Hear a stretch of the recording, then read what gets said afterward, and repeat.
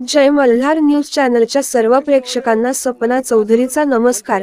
नंदुरबार जिल्ह्यातील तळोदा शहादा मतदारसंघाचे आमदार राजेश पाडवी यांच्या प्रयत्नांना मिळाले यश। स्थलांतर रोखण्यासाठी जिल्ह्यात 2000 कोटींची होणार गुंतवणूक। नंदुरबार जिल्ह्यातील सतत होणारे स्थलांतराचे प्रमाण रोखण्यासाठी आमदार राजेश पाडवी हे गेल्या कित्येक महिन्यांपासून प्रयत्नशील होते।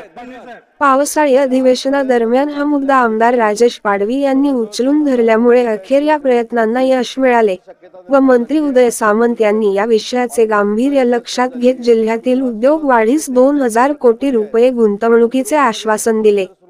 शहादा प्रतिनिधीसह सपना चौधरी, जय मल्हार न्यूज, नंदुरबार। महोदय, माझी खास करून मंत्री महोदयांना आपल्या माध्यमातून विनंती आहे की त्या ठिकाणी शहादा तळोदा मतदार संघामध्ये त्या ठिकाणी जागा मोठ्या प्रमाणात उपलब्ध आहे, त्या ठिकाणी उद्योगधंदे किंवा मिनी MIDC तरी उभारावी, जेणेकरून स्थलांतराचे प्रमाण कमी होईल। आत्ताच्या वर्षी मोठ्या प्रमाणात स्थलांतर होते, ते थांबण्यासाठी मदत होईल अशी माझी मंत्री महोदयांना आपल्या माध्यमातून विनंती आहे। धन्यवाद।